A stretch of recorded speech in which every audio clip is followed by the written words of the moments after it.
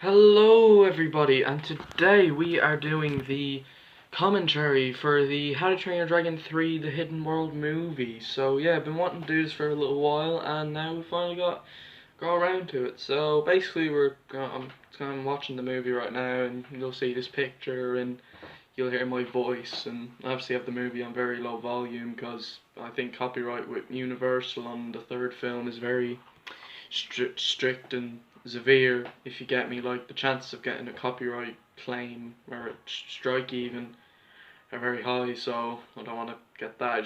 I'll have the volume very low, and yeah, we're going to watch this movie, and yeah, so I'll talk about some things I could have been nice to see in the movie, and some things that I just absolutely love about it. Don't get me wrong, the movie's absolutely amazing, it's outstanding. I just think, it's nice to discuss some things that I think would have been nice and maybe interesting to see that could have maybe helped expand it a little more. But that's not like a nitpick, that's just more like a wish that didn't happen. What I like about the beginning is that it reminds me of the Musician's Village fight scene from Kung Fu Panda 2 in terms of having an action, like the vibe of it, and obviously the way they fight against like hunters and all, which is cool. And I like how it has comedy in an action scene. So I like that, and I like seeing. I think out of the three, this is probably the most comedic of the trilogy. Because I think there are a lot more jokes here. Like, there were jokes in the other two films, especially in the second, but this one I think is the one where the humour is very high. But the humour is great, like, it's used sparingly, like with the Kung Fu Panda movies. And I really like how Snotlout comes in. His suit is not non-fireproof. I do find that pretty funny. I love the armor of the riders. It's really nice. I love the detail, especially on a 1080p copy. It's very just the quality is just amazing. It's just superb, like absolutely amazing. And it's just as good as when you go see it in the cinema. And obviously, cinema experience is the real deal for this movie, and it's worth seeing in cinemas. It's worth in the cinema. I don't think it. I don't. Okay, it's worth on Blu-ray. It's worth online. It's worth on anything. But cinema is the way to go, because the cinema experience is just revolutionary. That's how I'm gonna describe it. I love how like Hiccup and they're all experienced now. Well, Hiccup is still learning. They're obviously still learning, but I like how they're like they do have experience, and like they're obviously rescuing dragons now, and obviously bringing them back to Berk, and I quite like it. I do really like it. I like the difference of beginning. At first, I thought it was going to begin with "There were dragons when I was a boy," and where they went only if you know. Our story changed the world forever.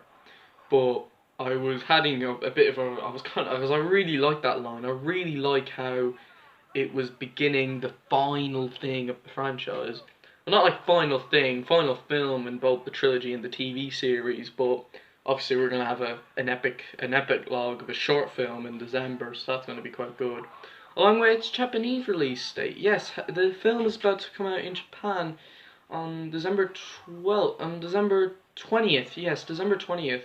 Yeah, it's quite late, I know, but hey, what can you do? And it's a very long time after its Australian release date, which was January 3rd.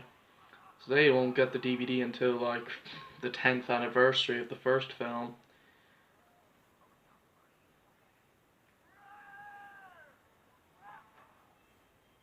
I can see why some people don't like the Snotlout mother thing with Snotlout and Valka, like Snotlout flirting with Valka. I think it's funny, but I mean, it wasn't full on necessary. I mean, yeah, Valka is a bit old for Snotlout, but I think it works. I think, well, okay, maybe it doesn't work, but it's funny, just done for a comedic purpose. Obviously, there's the Light Fury and the cell, which, God, you feel sorry for the Light Fury. I love the music of this shot when they go from the Hunter's Armada, and then they go back to Burke in the Dragon Viking Utopia. Oh, it's just absolutely amazing. The visuals are just out of this world, and obviously, it really just, oh, that shot alone that you see in the teaser trailer when they're traveling to Burke, it's just, oh, DreamWorks do such a phenomenal job. What a fantastic job, DreamWorks. Just well done. Well done. Well done, folks. Just well done. The animation is just superb. I love seeing the different colours of Burke and how colourful it is now. Hiccup's now Chief, and he's like, oh, just everything about it. Visually, this movie is just amazing. I agree with Harry Thomas. DreamWorks are the supreme gods of CGI animation. They are. I mean, apart from Legend of the Guardians, and I think it's the best looking animated film. How to Train Your Dragon 3's visuals are even better. Just everything looks so real, and it just, oh, the animation is just phenomenal. I like how Snotlight just thinks he's like so cool, but even though he's not really, he's just really an idiot.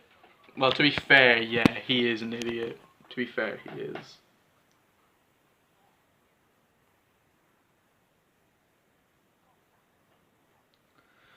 Love seeing all the different textures of the dragons and the designs. They just, oh, I can't get over how good this movie is on every level. And obviously, there's Astrid saying, "Oh, we could train a lot harder." Is it just me, or is Valka's armor a little different compared to the second? It is probably more colourful. I don't really know. I think in the second film, she had it looks, when I look at the second film, she did have the same armor, but when I look at the armor here, it looks so, I don't know. They both look different, but oh, it's hard for me to think. Obviously, I love seeing how the houses then fall. It's like, wow, holy crap.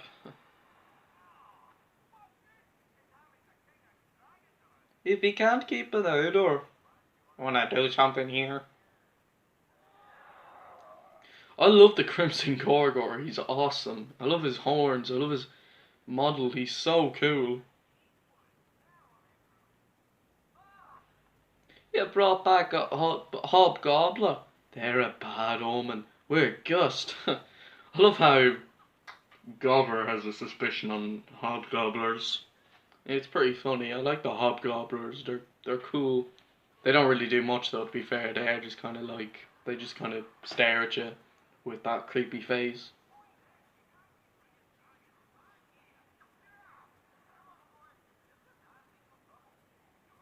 I love seeing how like the dragons move in this film, the way they fly, especially like when they're in the Great Hall. Everything is just, there's so much detail on the animation. It's just, oh, what a beautiful fucking film. Dream, maybe. Mine's less crowded and more, sanitary. I love Hiccup's character growth in this film. Yeah, this movie does do the same thing with Kung Fu Panda 3, where it is more light-hearted than the second film, but you know, it's not that light. I mean, it acknowledges the second movie and continues the tone very, very, very well, but obviously it still takes itself very seriously, and also having comedy and humor and obviously a lot of emotional moments and just genuine good character moments.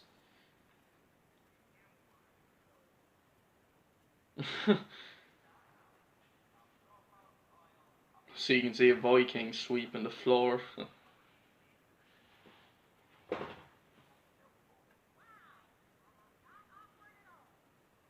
I like how Eric then just comes out of nowhere just saying, "Oh, Chief, three more trapper barges spotted in the stray."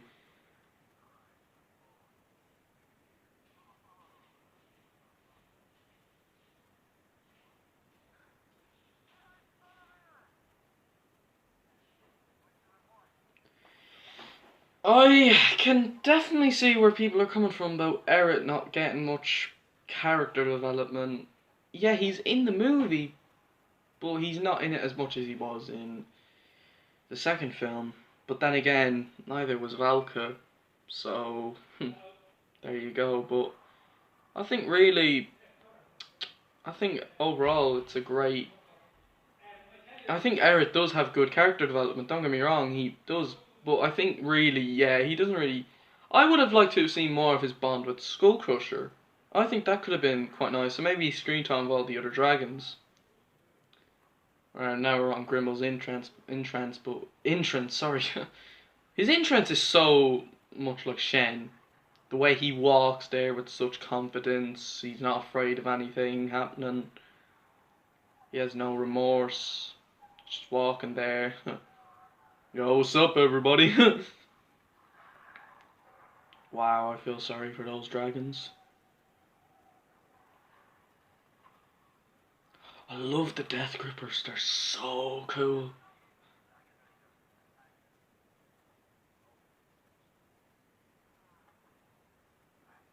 I can't believe one of the warlords with the played by James Sy is the same guy that voiced Monkey in Legends of Awesomeness. It's hard to believe. It's hard to believe. It's hard to believe.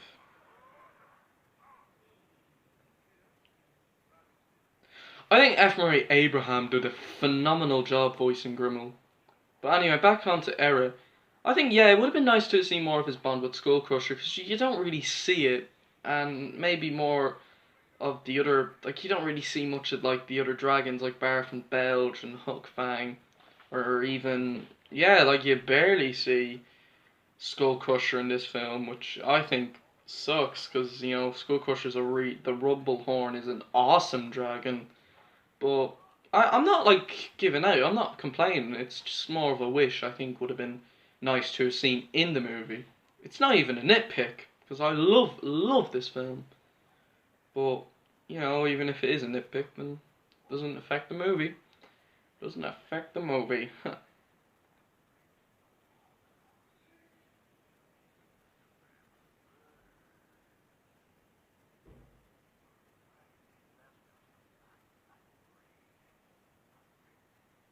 I find this a bit confusing about the Light Fury. When she goes to Burke, when Toothless finds her in Burke, did Grimmel set her on control to go to Burke?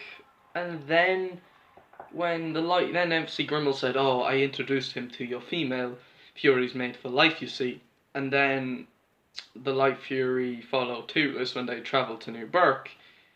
I just find it a little confusing. Like, does the control wear off on the Light Fury, or did like Grimmel just set her free? That's the thing. That's the thing I have, because when she's under control, she obviously has the controlled eyes, like when she's mind controlled. Oh, now we're on the Stoic flashback. I really like the Stoic flashbacks with young Hiccup. It adds a very nice motion to it. Obviously, continuing Stoic's death from the second film, which is tragic, but you know they did a great job with it.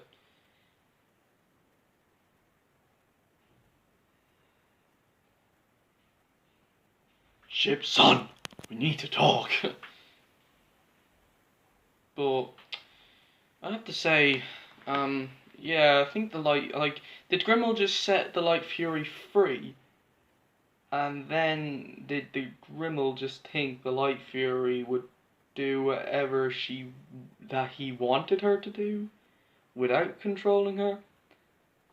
It's I don't know if I'll do a theory or another video related to the franchise again. Just don't really feel. I mean, I don't think any other channels have done it.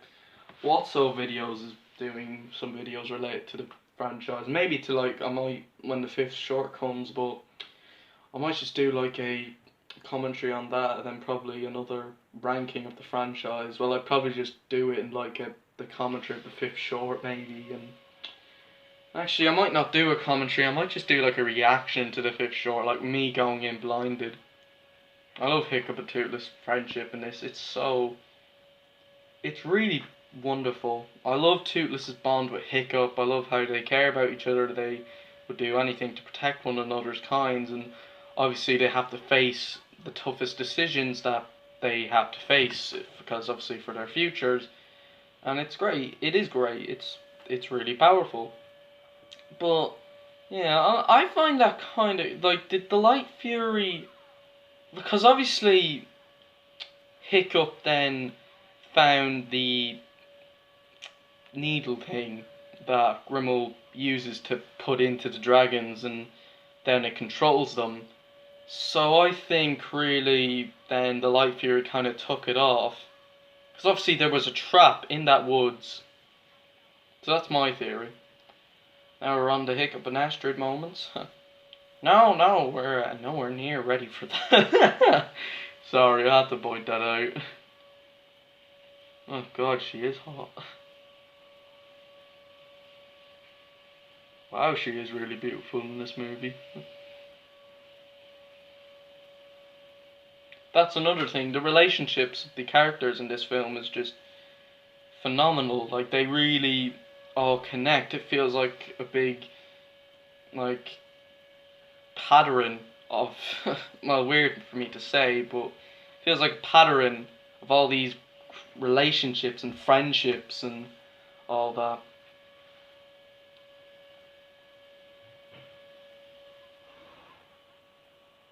I just think it's beautiful. Sorry about the noise in the background. But really, I just think overall this movie is great when it comes to the relationships, and obviously I like this moment. But hey, if you're having true doubts, I'm pretty sure Snotlout's available. He only has eyes for your mom. Oh, you want to play dirty now? Oh god. Oh, I love the Hickstrid relationship. It's awesome. It's just great. I love seeing their growth and romance build up from the first film, then to Race to the Edge, and then to the second movie, and then the third film where it all concludes. Like, everything really that was set up in the first movie ends in this one. That's how I see it. I think it's great. And obviously, yeah, we get back onto the Light Fury mind control thing. Like, obviously, Toothless is now about to find the Light Fury. But, like, my best guess, the Light Fury took that control mask off, and then either it broke or something. She just flew away to the woods so she could hide.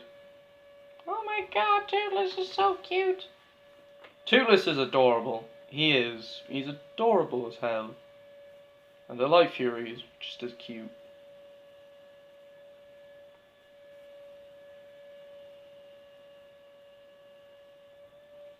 Just the leaves even. Just there's so much detail alone. I love the sound effects of the Light Fury. Oh, I really love the Toothless and the Light Fury. I even own the figurines of them when the third film was being released.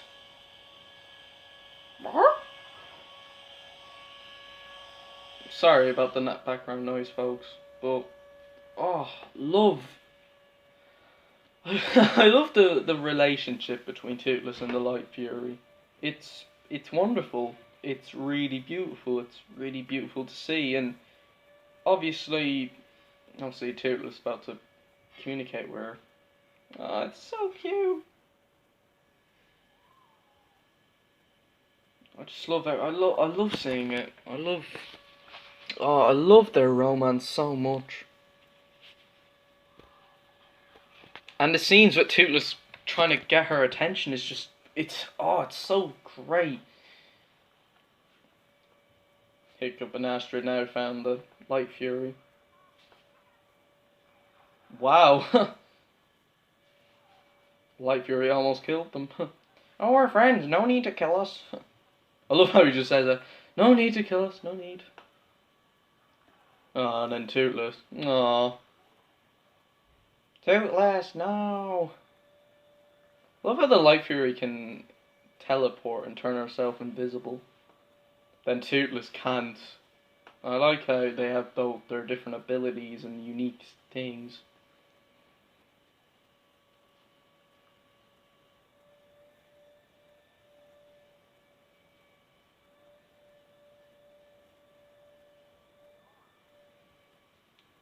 Even the animation in this scene when they're in the oh in the place where the you know that place in the second film where they had to round all the dragons. He's in love. I love how Hiccup just says it, and he just doesn't really care like what Astrid thinks. But he just said it to Toothless. Just he probably it just kind of tells Hiccup just doesn't want Toothless to leave.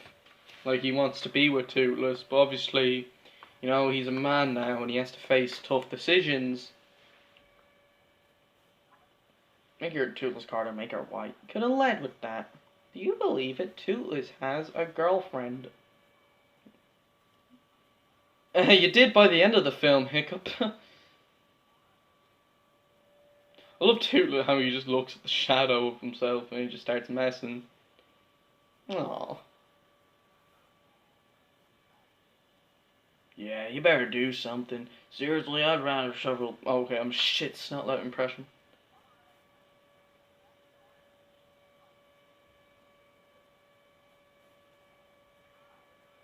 I love how in Race to the Edge, Hiccup then said when Gruffnut was pretending to be Toughnut, Hiccup said, you don't, well, that's something about his best friend, Toughnut. Then Toughnut says in here, but me as your best friend and your spirit guide, if you will. I like how it kind of mentions that, because obviously that was said in Race to the Edge. This film is very close to Race to the Edge as well. It's very tone similar to Race to the Edge. Obviously, I think Race to the Edge did a great job foreshadowing both the second film and especially the third movie, when Hiccup said, if I had to say goodbye to Toothless, I'd be pretty sad. And then Mala said, sadness is a matter of perspective, Hiccup. It depends how you view something, you could view it as happy, sad, depressing, or even just, like, regularly. It depends how you view something. It is, and I like that. I like that kind of message right there. It depends how you view something as sad, happy, or wrong. Then Toothless then smells the trap. Then Hiccup founds the control serum.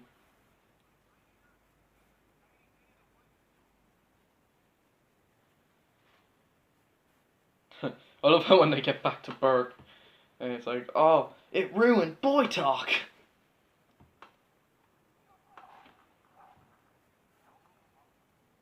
There's so much tension. There's a lot of dramatic scenes in this film.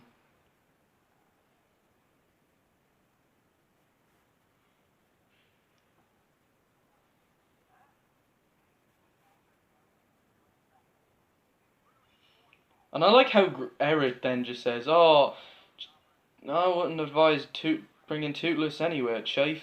I know this handiwork. Grimmel the Grizzly, famous back where I'm from, the smartest dragon hunter I ever met. Well, next to me, of course.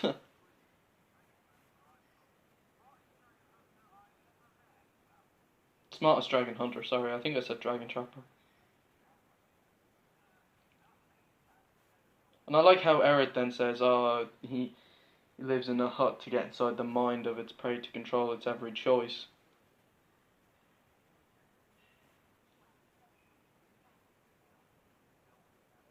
Yeah, a reference to Vigo. I think after deciding, I think Grimmel would be my favourite villain of the franchise. I think Grimmel he does a lot. Yeah, he has a weak design, but Vigo's still great.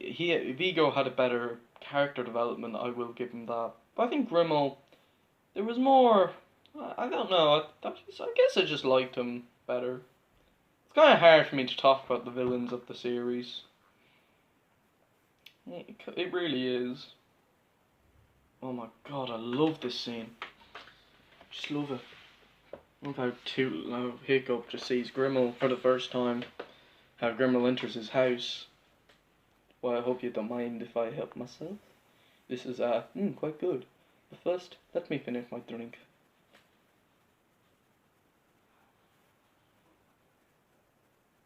I think Grimmel's design, though, is just really... it really isn't that good. It's just, it turns me off. I will admit, it's growing on me. Like, his outfit is really cool, but his model, he just looks really weird. Especially with that hood on.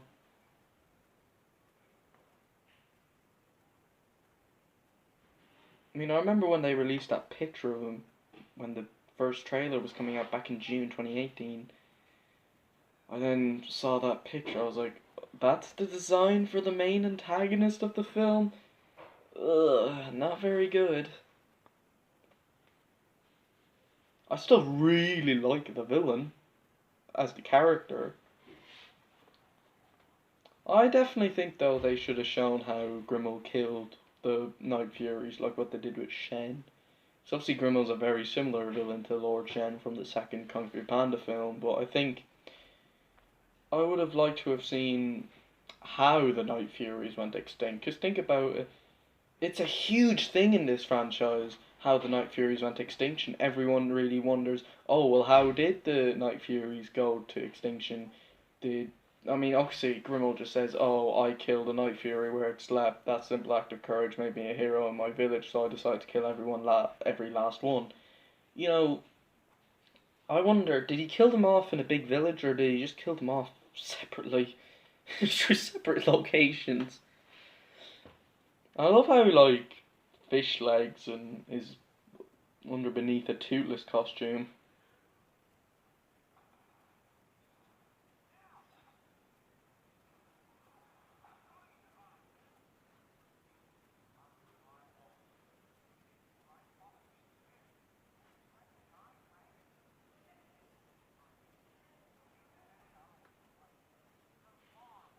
This gives me it gives me a callback to Race to the Edge. We have defended our way of life from far worse than you. It reminds me of Krogan. It really does.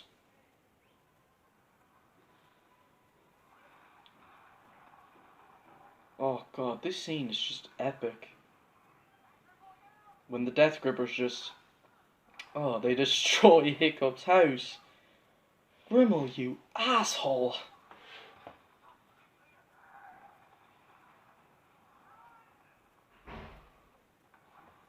I love how the Death Grippers move their tails and spit venom.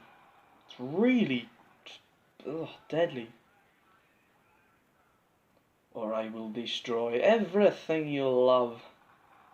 Just goes on fire. Now see Hiccup and Valka looking at Burke on fire. I love that shot. It's so amazing to look at. Obviously, you just feel sorry that, oh my god, Burke has been destroyed. It's been burned to the ground. Sorry about that, everyone. Just need to do something, but I forgot what I was saying.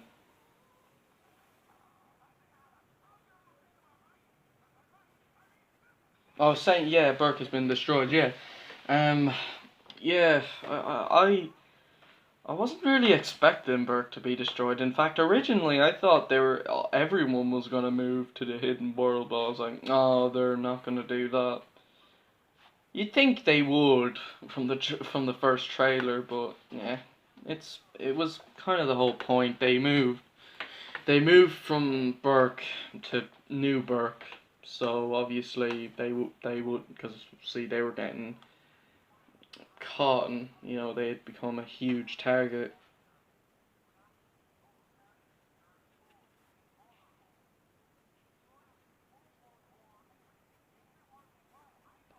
And obviously Hiccup gets a memory of Stoic when he says, oh, risking everyone we love, I don't. And then he has to stop. And obviously Astrid is defending Hiccup. I like how, okay, yeah, they don't mention Stoic a lot. They don't, but, I think it's, I mean, I can see why, because obviously Hiccup would be very sensitive about people talking about Stoics. Obviously, your Viking just said, "What would Stoic think of this?"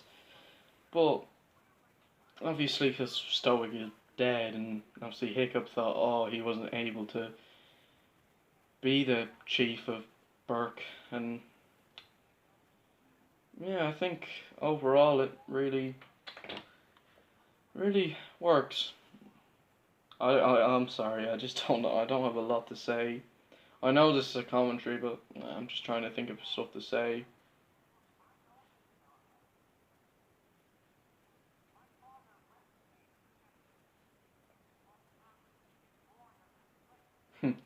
We are Burke, the people, the dragons. I say Burke is wherever we go. I'm with him, who else? I like the twins, Rough Nut and Tough Nut. They're really damn funny. Obviously, we have the sequins where the dragons leave Burke. Obviously, the sheep dressed up as dragons. I thought that was pretty funny as well. Unique too, actually. Obviously, Burke is now dragon themed.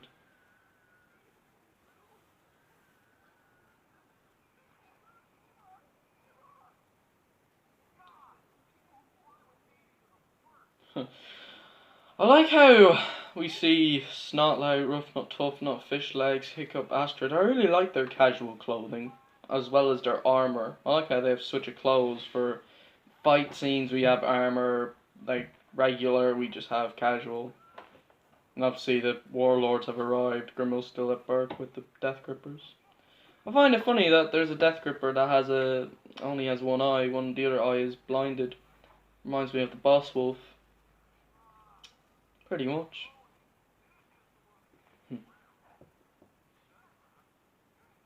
Now obviously the Light Fury then comes. And then kicks Hiccup off him. The Night Fury is distracted. I introduced him to your female.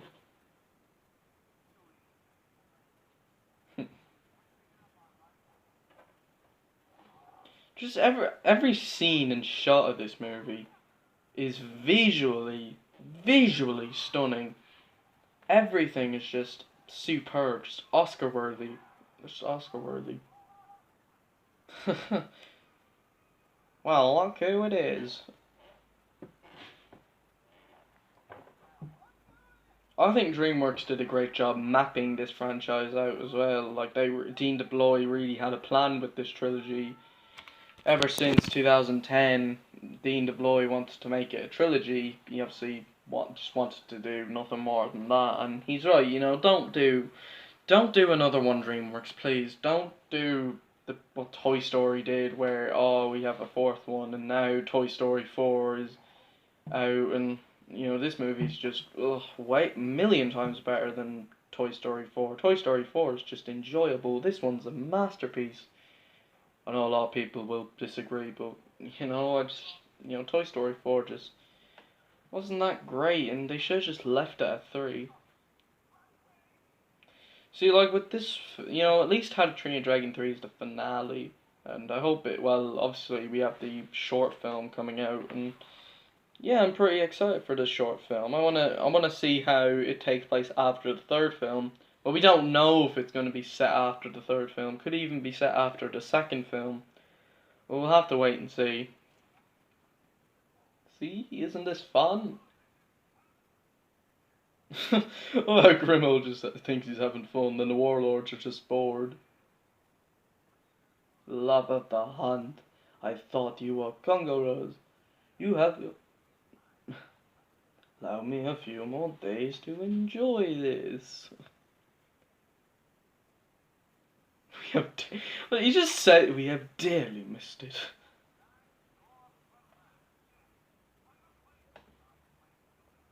I love how they arrive at New Burke.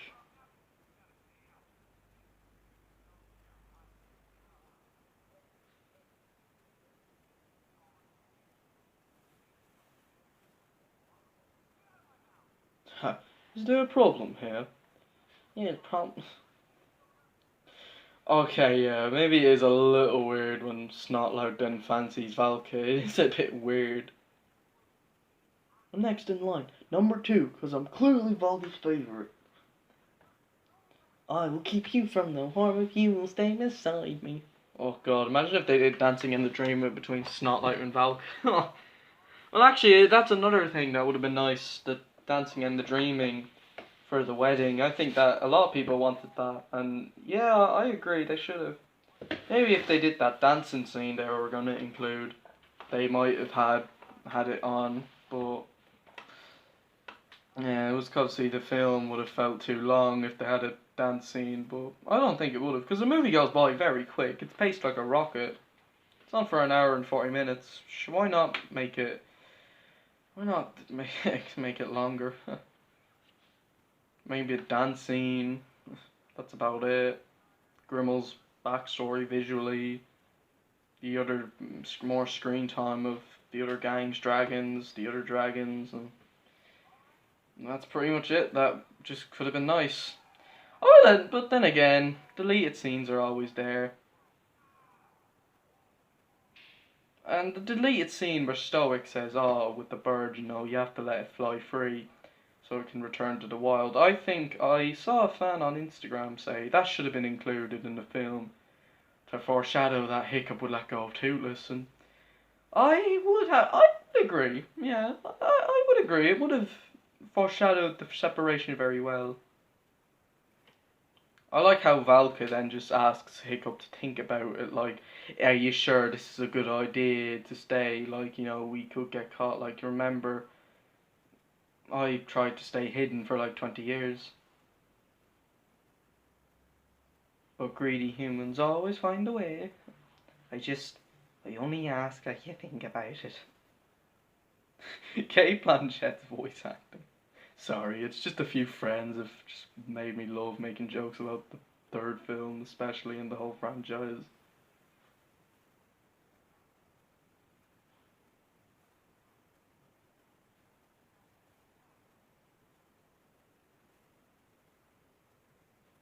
The book. I like how they stay intense. They're all over the place. And Toothless sleeping on the top of Hiccup like a dog.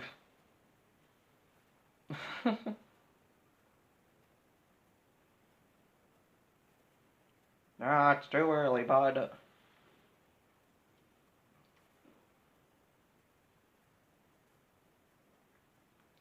Toothless sees the light fury for the first time.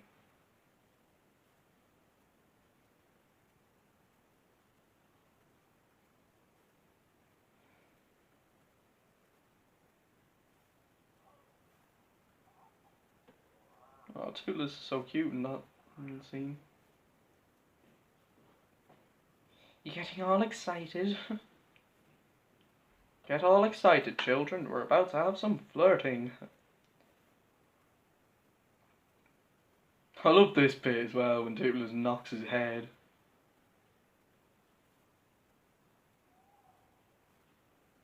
It's really funny. And the sound effects is just really cute.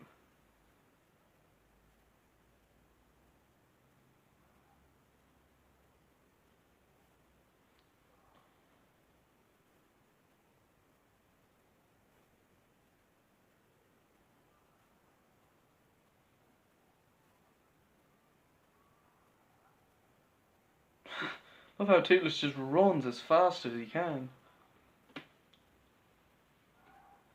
Oh, I love this scene, and and like what a lot of people have said, it's beautiful to see that this is done through silent animation.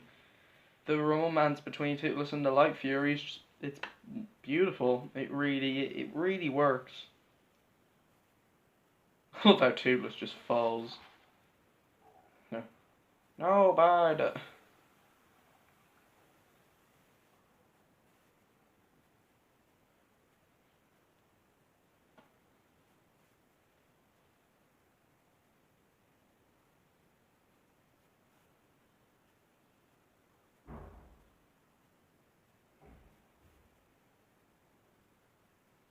I love the music in this scene as well. And obviously the sand. Oh, that sand looks so real. Well, pretty much everything about this movie looks so real. It really does.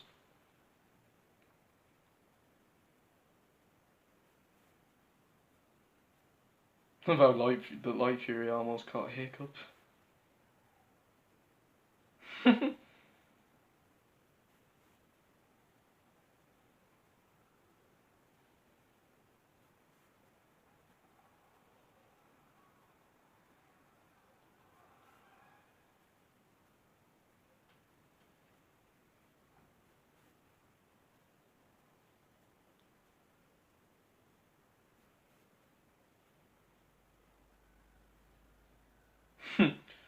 And Toothless starts doing his actions.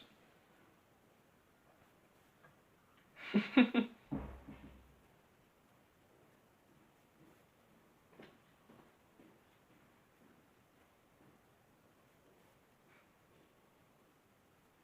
love the music when Toothless starts doing the other dance moves. Oh, he is a fantastic flirt. Well, a hilarious flirt, I should say. Bleh. I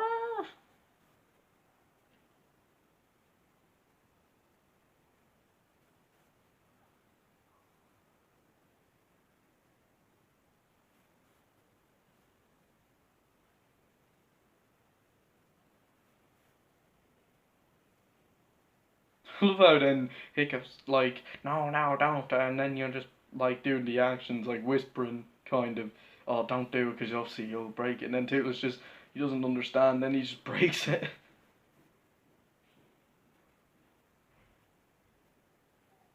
I love that face he makes then.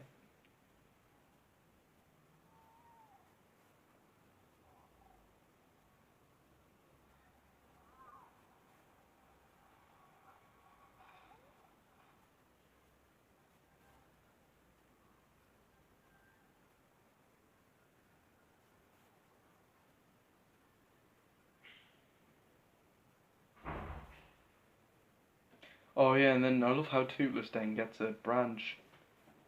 Then he just starts drawing. I love that. The Light Fury's then appealed. You did a good job, Toothless. You did a good job, bud. Well done. You got your first girlfriend. Well, second, because Stormfly.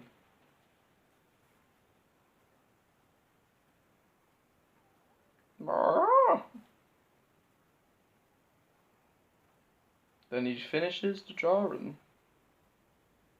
Aww.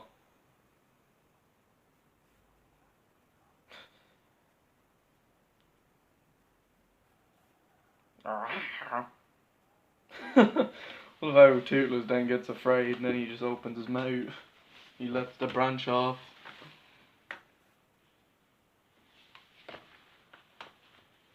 Well done, Toothless. Well done.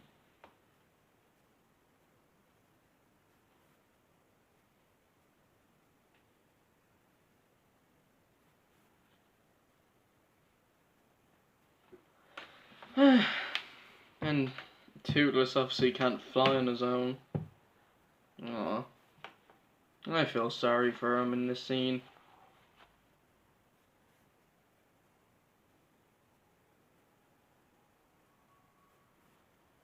Once she sees Hiccup, she then just runs away. Well, flies away. They're dragons.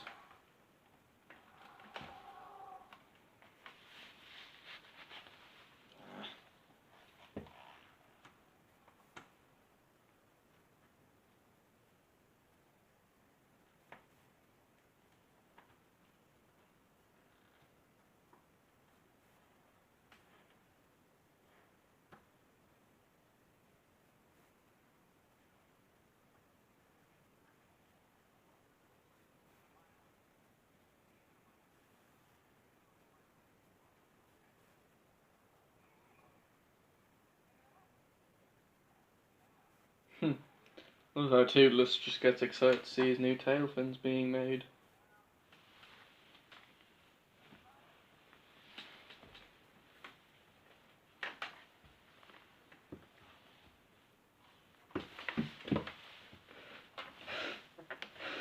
I'm impressed. You're embracing change, Hiccup. I love how, yeah, like, I'll get to the bit later about, like, how I think, how this is the most mature of the trilogy.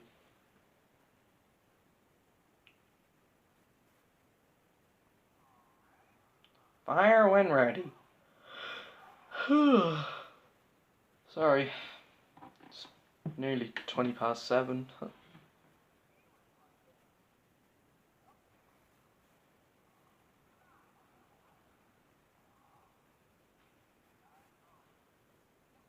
I wonder how long we're in it.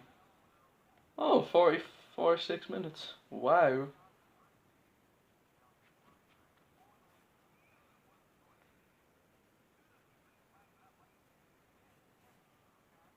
You need to fly without me, so it's time to give this new and impressed baby a shot. Drop Toothless. Waiting home.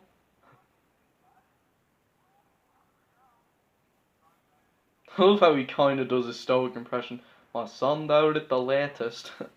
Then Toothless gives him a massive hug. Now save it for your girlfriend, bud.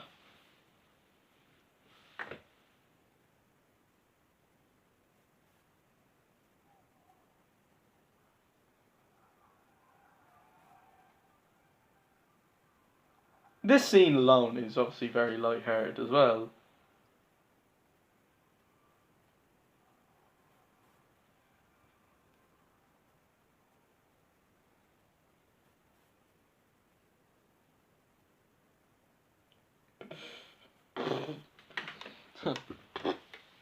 Hang on. Sorry. Oh, there's Valka. On Cloud Jumper. Fucking around. Oh, Cloud Jumper. Yeah, what do we have?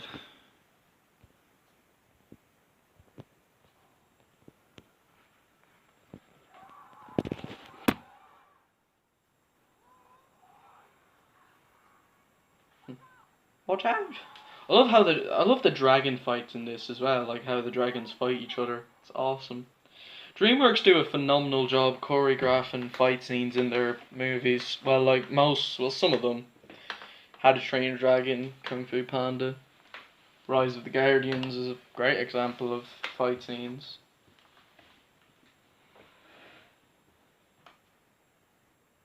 Speaking of Rise of the Guardians, I haven't seen that movie in a while. That's one of my favourite movies. Obviously Toothless then. Aww.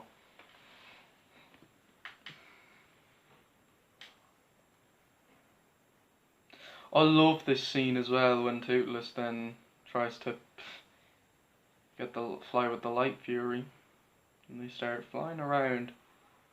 It's beautiful. Beautiful is a great way to describe this movie. Beauty. It's a beaut.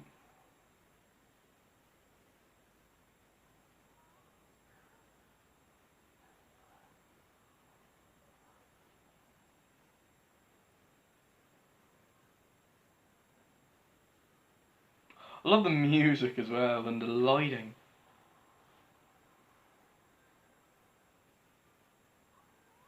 Oh.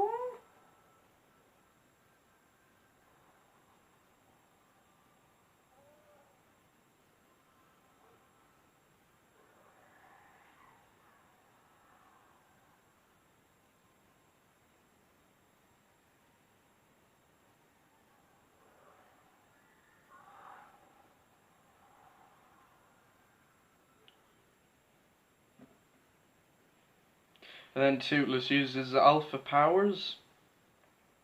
Then he teleports and goes invincible. Invisible, sorry.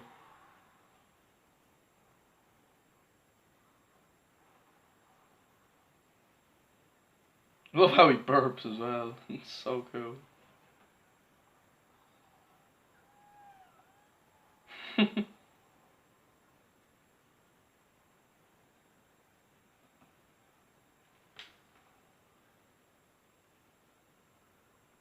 Toothless licks the Light Fury.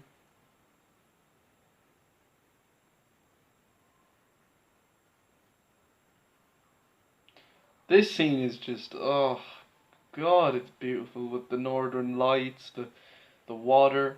They're then at the hidden world.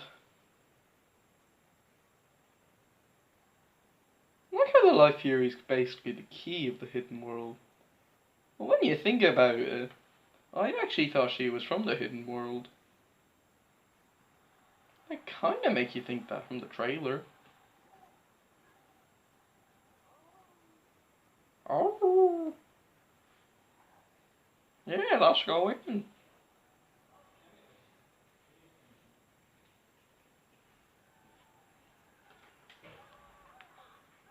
Now we're at Burke again. This is Burke, son.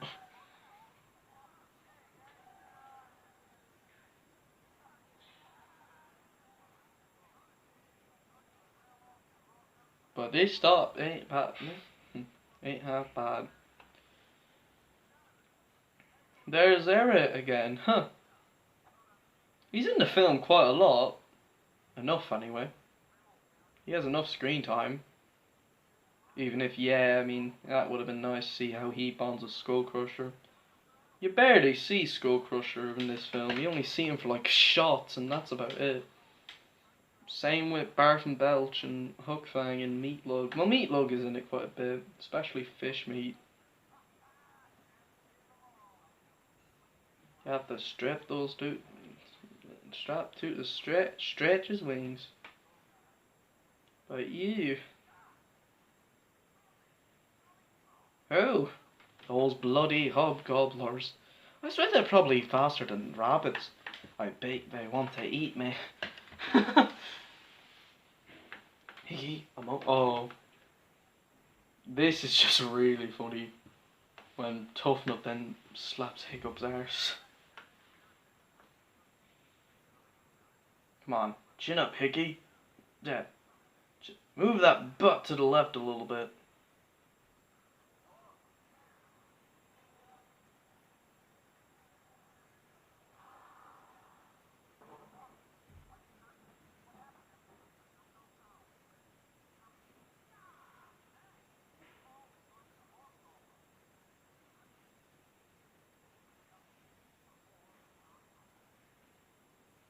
If Grimmel is leading them here, we have to take him out of the mix.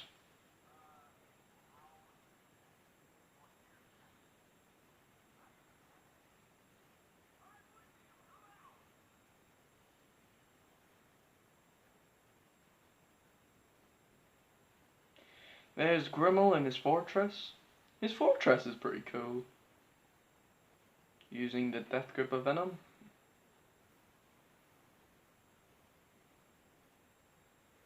Then they have their armor.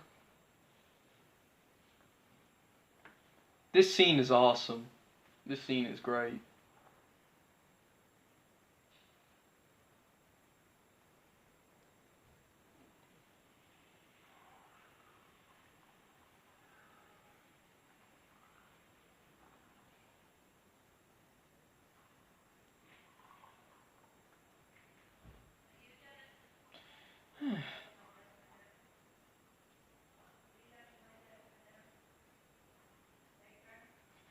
Sorry about that, guys.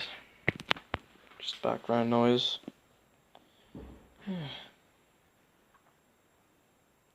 Obviously, I do like this scene. This scene is really dark as well.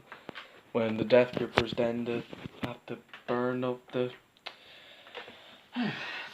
fortress, and then Hiccup is screwed. He's screwed up. I led us right back into his trap.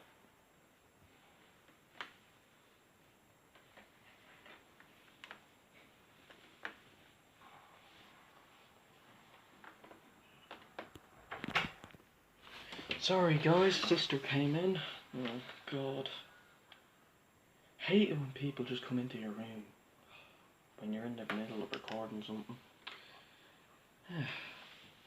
Well, you can't always get what you want everything. Just settles from the equation. I didn't think you cared. Well, unlike you, when I was a boy and I came up on a Life Fury, I killed it where it slept.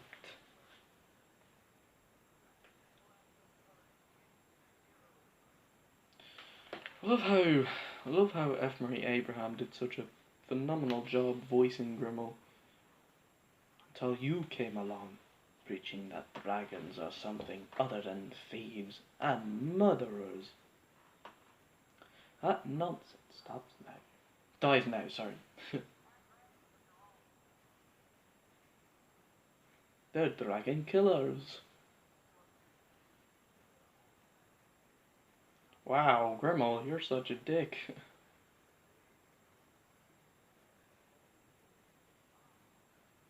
Killed him. Now this scene is just really dark. Like I said. Wow. What an arsehole. What an a-hole.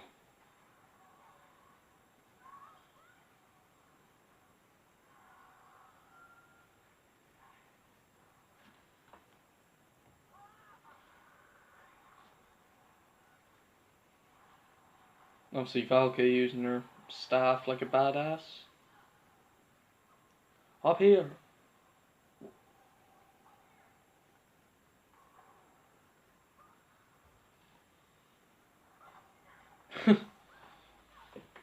Jesus, Astrid kinda almost died in this film. This scene and the other Death Gripper attack at Hiccup's house.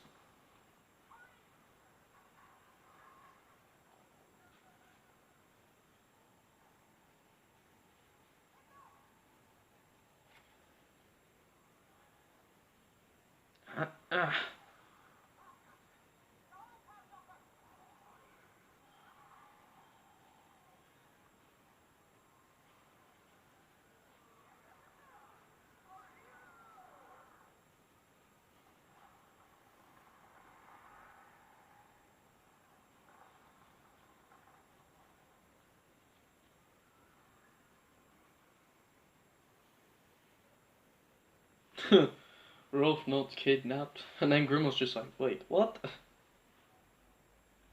And they're at Burke.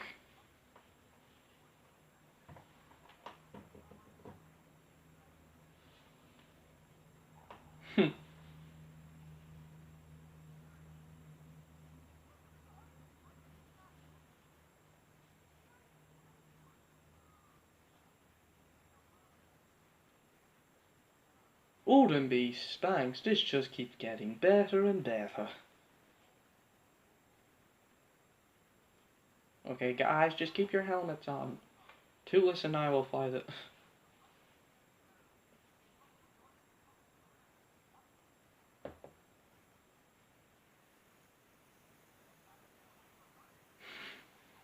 I love how, I'm sorry, I shouldn't be laughing, but I love how then Hiccup then just screwed up. I need more time. Eat alone. Well, because his father had to. His father had to. He doesn't realise the strength you have together. Do you still believe in him?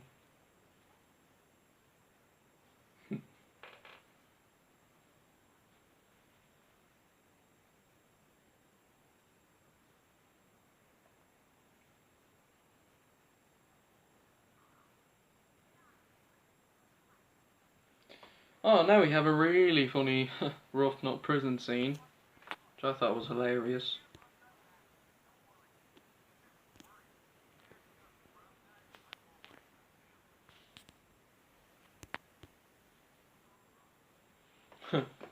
Although she describes Grimmel, why the long face, but yours is really long, no face and no brain.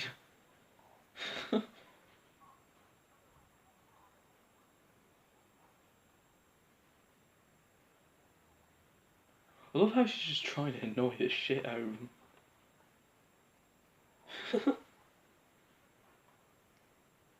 And people complain, oh, this scene's annoying. Look, the humour in the Lego Movie 2 was just dragged out. This scene is actually really funny and it's used sparingly. So I'll just say that, folks. If you're gonna complain about this movie, which isn't even a comedy, for having humour, look at Lego Movie 2. That just drags out humour. That's just an entire joke from start to finish. Which we'll get to that movie in the 2019 list, but I'm just saying, at least this scene's really funny. People never stop talking. Yes, I do.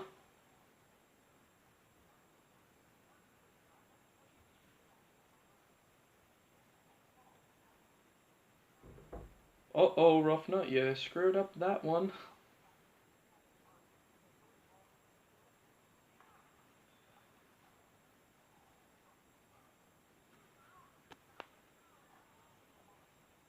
Creature ever to cross my path.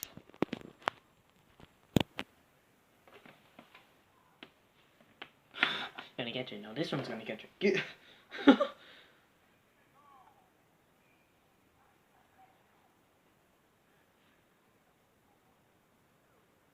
Dragons, dragons. Something about the skull claws just looks terrified. Yeah, it's cute.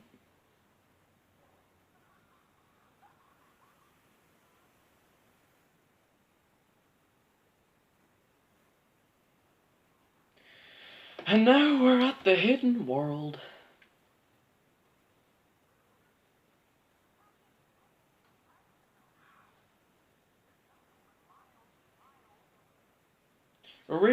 Okay, I guess I can talk spoilers, but originally when they leaked that shot, there was a picture of Toothless and the Light Fury with the nightlights in the hidden world. I thought at the end of the film, Hiccup would do narration about how Hiccup and Astrid are married, how Burke is safe, how the dragons are safe. We'll see shots of the hidden world, the dragons in peace. I think that could have been quite cool. Maybe it would have been nice to have seen how the dragons got on in the hidden world. I mean, we saw Burke without the dragons, so why not the hidden world? That would have been nice as well. I mean, yeah. It would have been nice to have seen the hidden world for more than one scene, but yeah. I like the build up. I like how they do it. Oh, but visually, the hidden world sequence is just astonishing. Oh, just wow.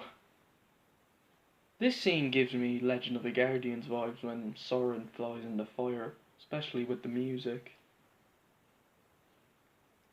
I love the blue. Oh, this film is just beautiful to look at. This is a magnificent film.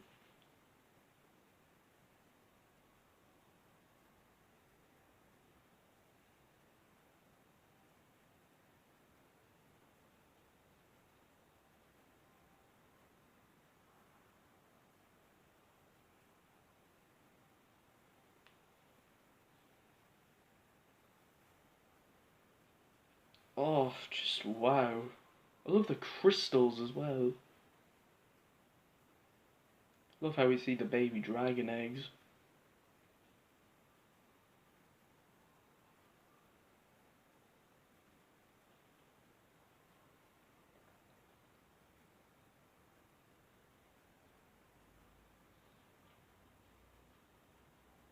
Little fireworms. Living peacefully. Every dragon is pretty much in the hidden world.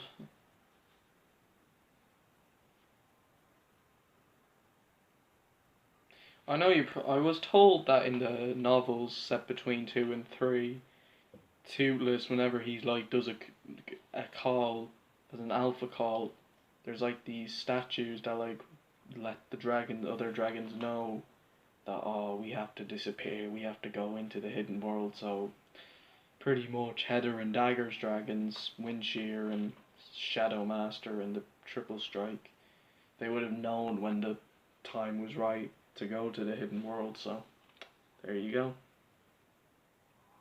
I wonder if we'll even see Heather and Dagger in the 5th short. I doubt it, but hey, we just gotta wait and see. And I'm really looking forward to it. And you know, maybe the 5th short will show us more scenes of the hidden world. So that's one thing to look forward to. Yeah, I'm actually really looking forward to the mini 5th short. I'm really excited for it.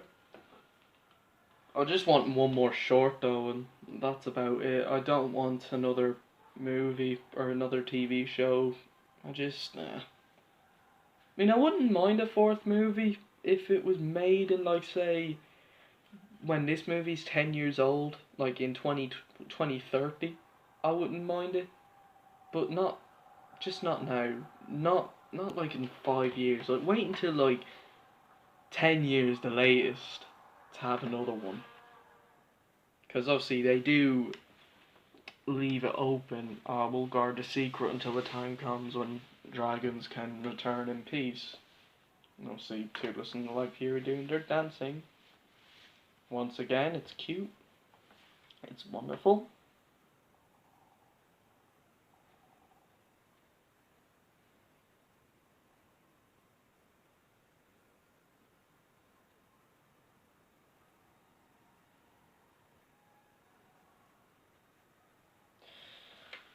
As far as animated films goes, I'm saying it, but this one blows every other animated film we've had this year out of the water. It really does. And in terms of other films, Endgame was amazing. I still prefer this movie though. I still prefer The Hidden World, but Endgame was still amazing. Far From Home was amazing.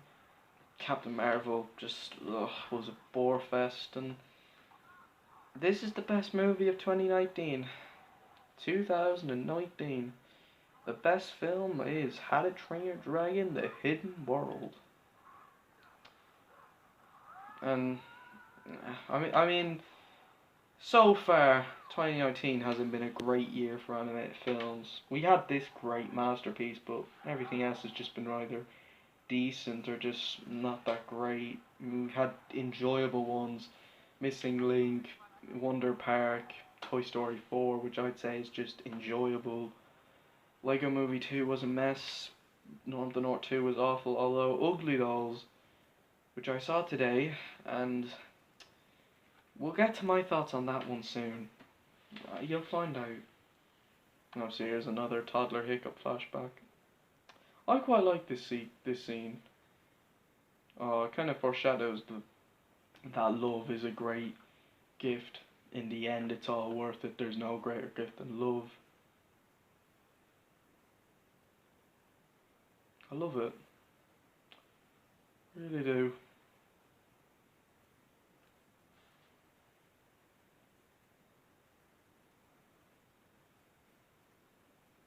Dad, are you gonna get us a new mom? I don't want another. Sorry, it's just I love doing good old stoic impressions. Hiccup, your mother is doing fine and she's well.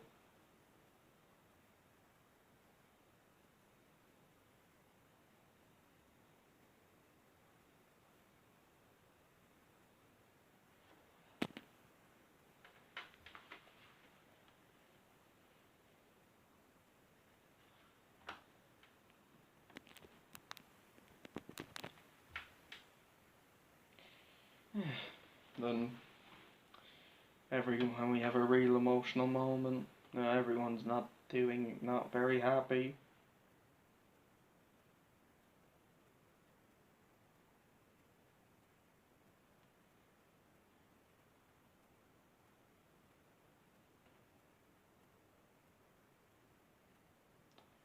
They're still building Newburgh.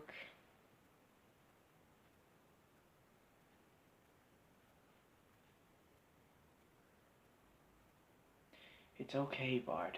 You belong there with her.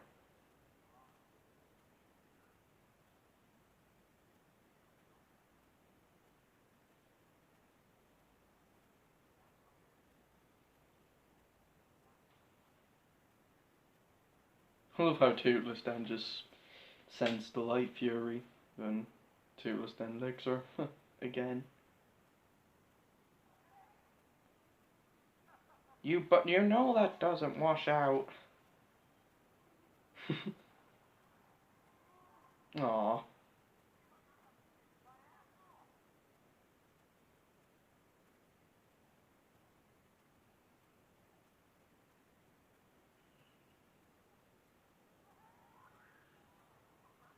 Miss May!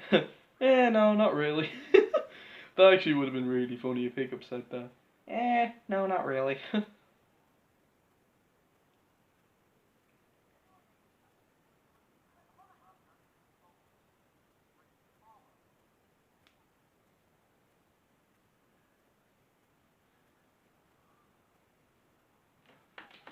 And uh-oh.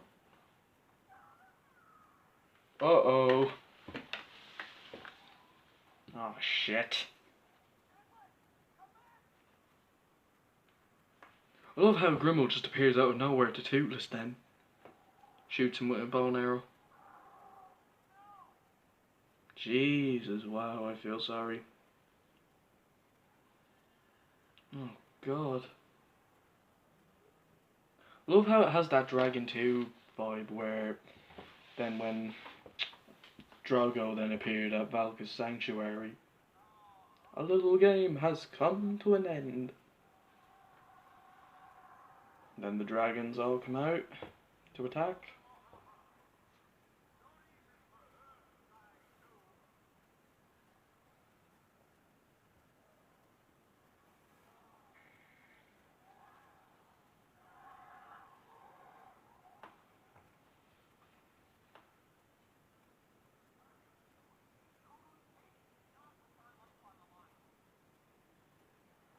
I love how Toothless tries controlling him and then Grimmel just snaps at him. Oh.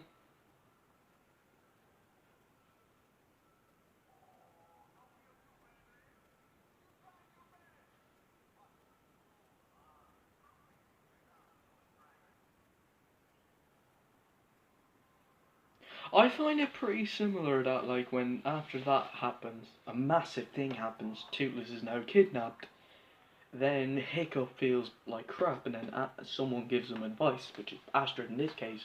When Stoic died, it was then Hiccup was then feeling bad and then Valka gave advice saying, oh, you have the heart of a chief and the soul of a dragon. I like how they are both given advice before feeling really bad about it, because they can fix it. Everything will be sorted. I mean, Stoic's death was just really emotional. But this is obviously the ending of this is a lot more emotional to me.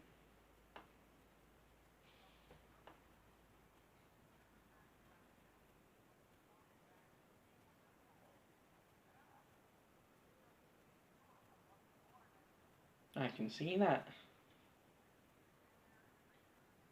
This is my 24th viewing of the movie. I watched it on Friday night.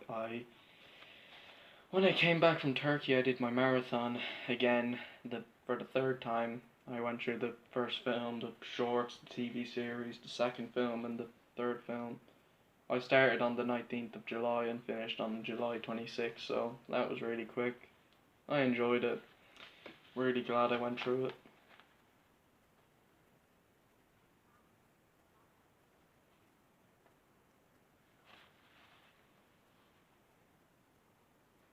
Probably something stupid. Now that's the Hiccup I know. Aww. I love their romance, Hiccup and Astrid.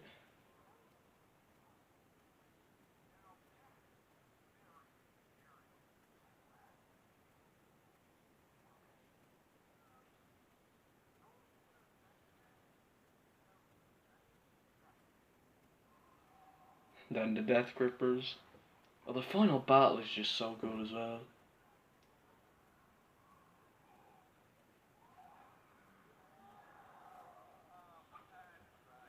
Similar to the final battle of Kung Fu Panda 2.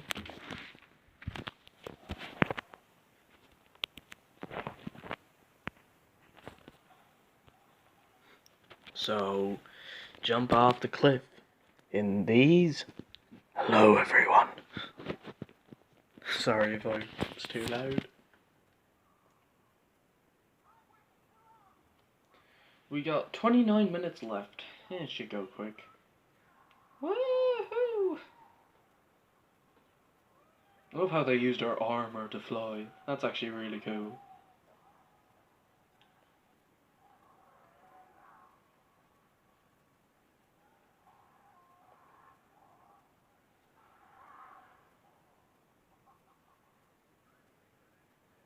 The Night Fury, did you? He's mine to kill.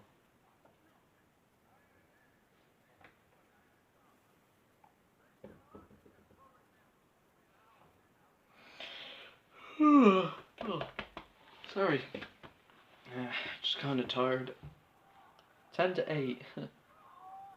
Need some breakfast.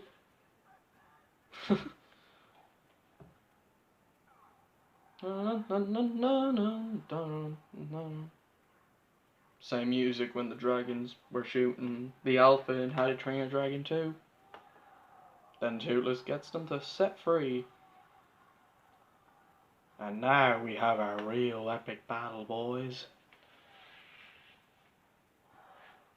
Get your riders, and now we're gonna have an epic fight.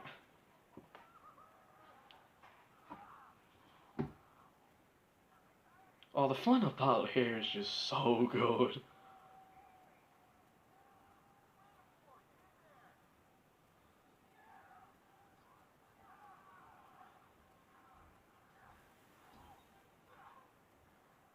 The final battle in the second one was great, but this... wow. It's really long though as well. That's actually a good thing. The fight scenes are quite long. Maybe not for the beginning one, but yeah, that was quite quick. But this one is very long. I love how the airship, Grimmel's airship, then falls down. Oh, and then we have our Hickstrid moment. Oh, I love this.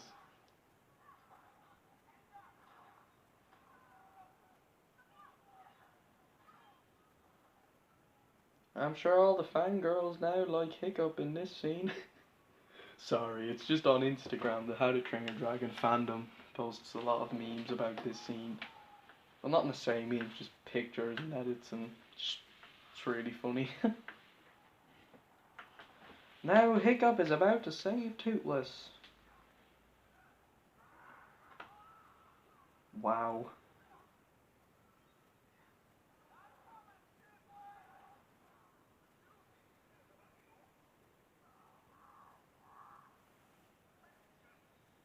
Who he follows.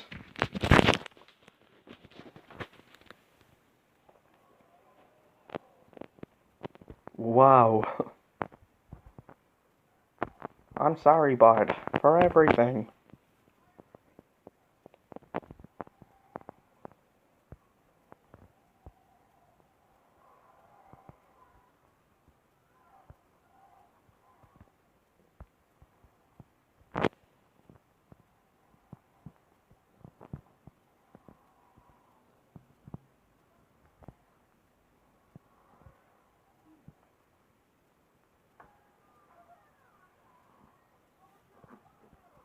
The music is also great as well. Fits the tension.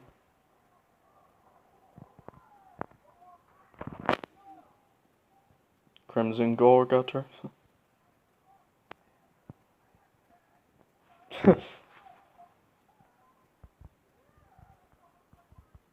Ooh! You brought a baby to a battle? I wouldn't do that if I were you. I love how the Crimson Corridor just comes in. Oh wow. It's just awesome. Final battle is just plain awesome.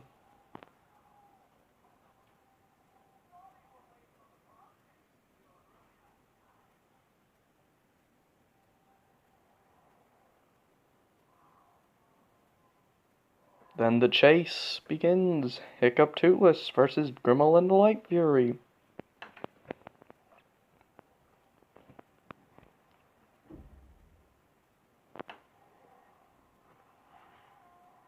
Ooh. Fear the facial hair. Kinda sucks that TJ Miller isn't in this film, but hey, what can you do? Justin Ruppel does a great job not impersonating, but doing a good impression of TJ Miller, like how Mick Winger played Poe in Legends of Awesomeness. Hobgobblers. Start eating it. I guess you're not so bad after all. Astrid then take control of the ships. The Armada.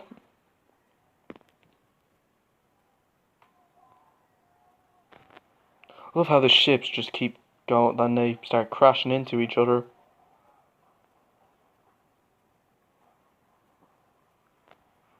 Oh, it's such a cool visuals as well. And the warlords are kidnapped. Yeah. Ooh. Valka definitely kicks some ass. That final battle is just awesome though. Now we have the epic Hiccup versus Grimmel. I do think Grimmel's death was a little abrupt. Yeah, I think it could have been a little better. Like, I mean, he just kind of falls. Okay, yeah, from a fall that high would kill you, but like, actually, I was gonna say because Kai had a really cool death. He exploded. Obviously, you can't really do the same for Grimmel because it's not that kind of story. I mean, you could, but I don't think it would work. But it's cool that he falls with Hiccup's prosthetic leg. Then Hiccup has a new one after Toothless goes. Then Toothless explodes. Oh, now the Death Grippers are dead. I love the music in this scene as well. Once Hiccup and Toothless start flying, then Grimmel's just there. Grimmel, you dick! What I love about this scene as well is that I love the music, the voice acting. Oh, okay, let's just say it. Everything about this movie's awesome.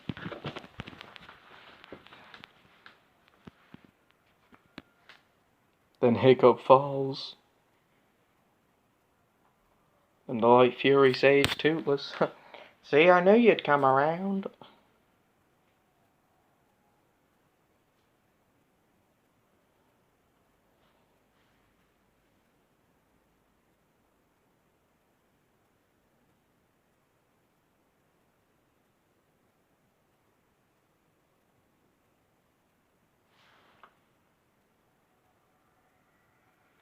Then Hiccup's armor is pretty much destroyed.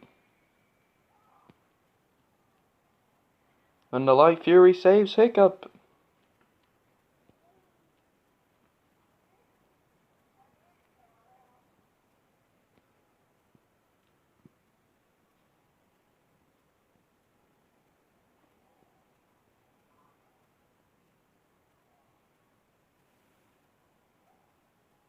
No, no, no, no, no, no, no, dun, no. I love how it plays the theme, and we all think, oh, the final battle's over, yay, we can all live in peace. Then obviously, oh, not exactly.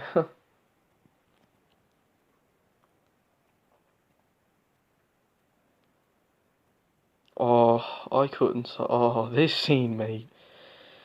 Oh, the separation made a lot of people cry, including myself, because the ending's just that emotional.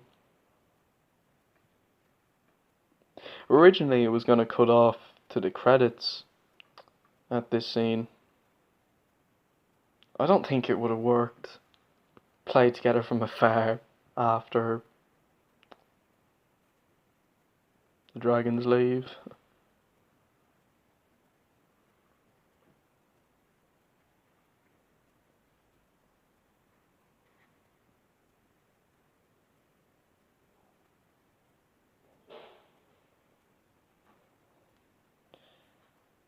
Aww. Oh no.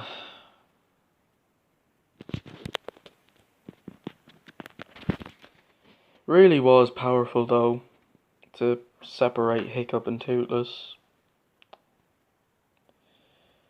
Oh god.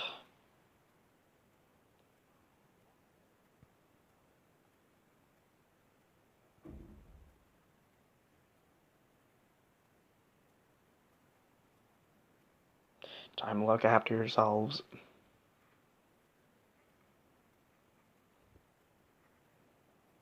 It's time.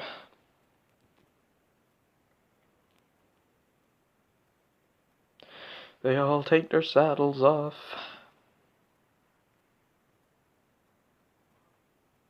Probably must feel weird for the Burkians to not have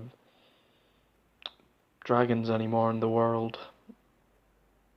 Because obviously they're all gone. They're all in the hidden world, and I think really, okay, well, what I'm trying to say is that all the dragons are in the hidden world. Obviously now, because obviously the hunters, they would have went extinction if they didn't go hiding. But it must feel weird. Sorry. It must feel weird for the Burkians and everyone else to just have the dragons gone. And it just must feel really boring. Oh, dragons are gone. Maybe if dragons do actually come back in the real world, maybe make a fourth one there. Aw. Hate how he just says. I think what I hate most is Toothless's roar. When I say hate, I don't mean as in dislike it. I just hate how it's done. Because it's so fucking sad. Toothless's roar, though, is really loud.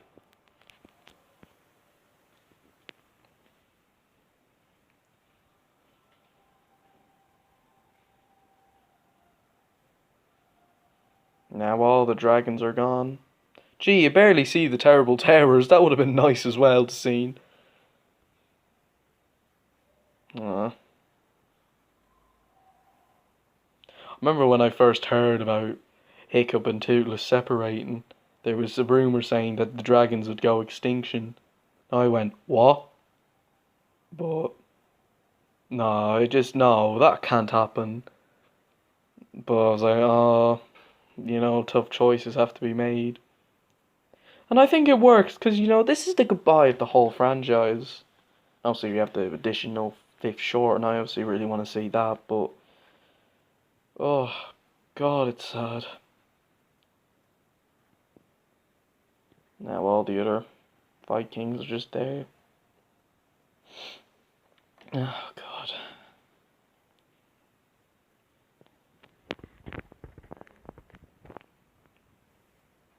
Oh, now the endings. I'm gonna go quick. We're at the wedding.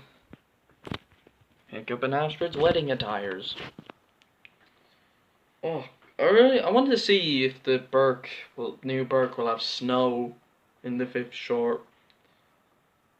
They did kind of hint at a possible series, because in the new Burke special feature on the Blu-ray, Hiccup said in New Burke, new generations of Vikings will be born, new adventures will begin. Will, if the fourth movie, if they do, maybe don't make it like a fourth movie. Just make like a new franchise. That's how I would do it. Don't make like another film, if you get me. Newer franchise. Oh, God.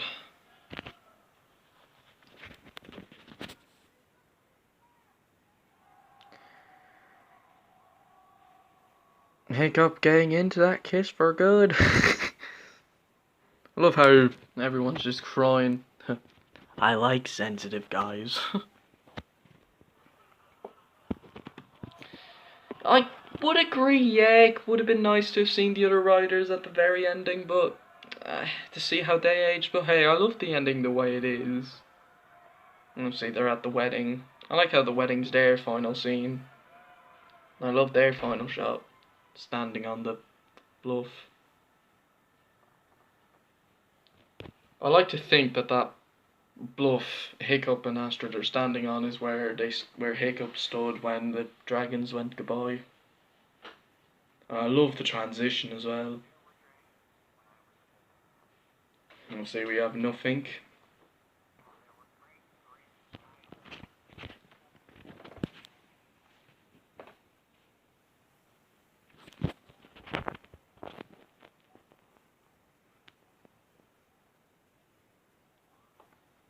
And then there's Saphir and Astrid and Hiccup. all grown up.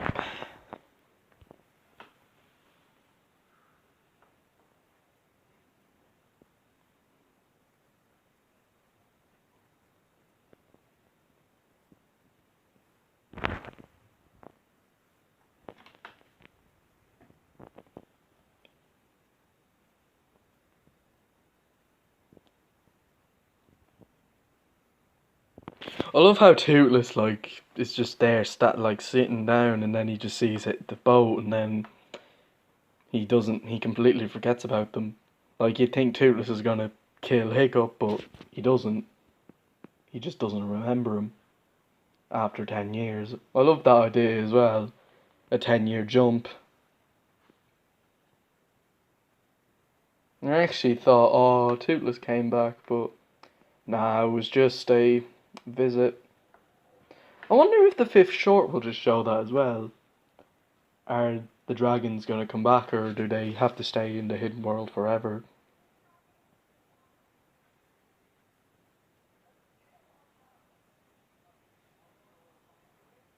I love the ending. The ending is just, oh, amazing.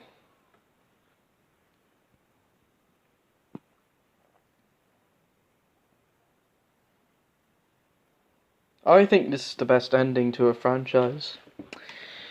I said it! And that's what I think. I do. I think it is the best ending to a franchise or a trilogy. I love how Sphere and Nothing do what Hiccup did to Pet Toothless. Obviously, I love the music with them flying in the air. Oh, really bittersweet, sad but good. A great ending to a trilogy and a franchise. I probably won't do any more excuse me. I probably won't do any more theory videos out there. I'll probably just say goodbye.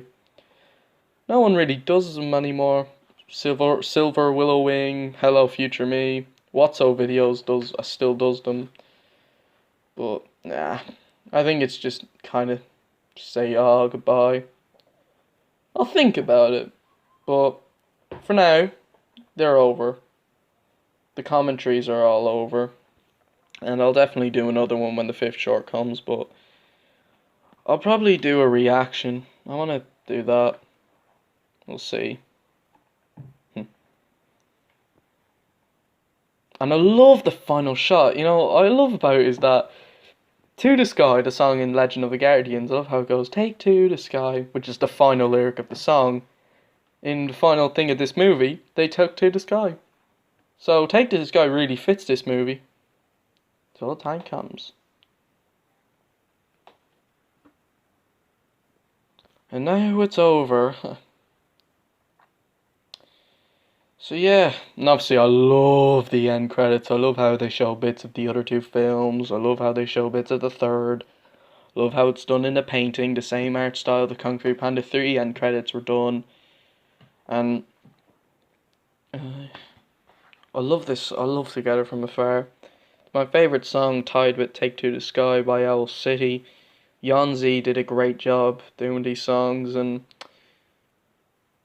oh, this franchise is just revolutionary. I mean, if you haven't seen this trilogy or this franchise, give it a watch. Give it a watch. You won't regret it. And oh, I remember it all started in 2010. I saw the adverts of the first film. I didn't know. I didn't think much. I thought it looked alright. My auntie got me the pirate copy of the first one. I watched and I fell in love with it. And then after that, I loved the franchise ever since. And, you know, it's all thanks to that. And, you know, we wouldn't have got this franchise if it wasn't for Cressida Cowell making the books. And, you know, the mother, you wouldn't think it just because of a simple book made a great, outstanding franchise. You know, I like the books, I do, I enjoyed them.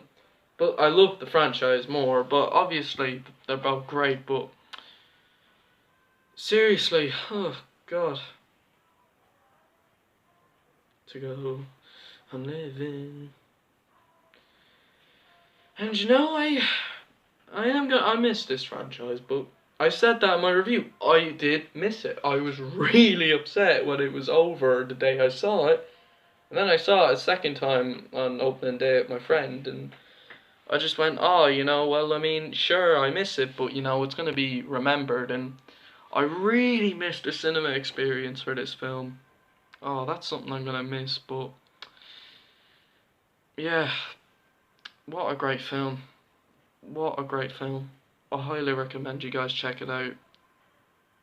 I wonder if there's any other YouTube critics that haven't seen it. I wonder. Alright, I'll see you guys next time, and hope you guys had a great day. I hope you enjoyed this commentary. Next up, we have my Ugly Dolls review, and I'll see you all for the 5th How to Train Your Dragon short film commentary, which will be in December, well, Christmas time probably. Might do the blind reaction, we'll see, but yeah, see you guys next time, and have a great day, and skadoosh. Meanwhile, I forgot what I wanted to say earlier, well, planned on saying. This film may be more light-hearted than the second one, but like the themes, the moral and aspects, like the theme of letting go, embracing change, growing up, maturing, and leaving things in the past, leaving your loved ones and moving on and embracing change. And as you get older, life can change. Life isn't always going to be the same, and learning how to grow up and mature.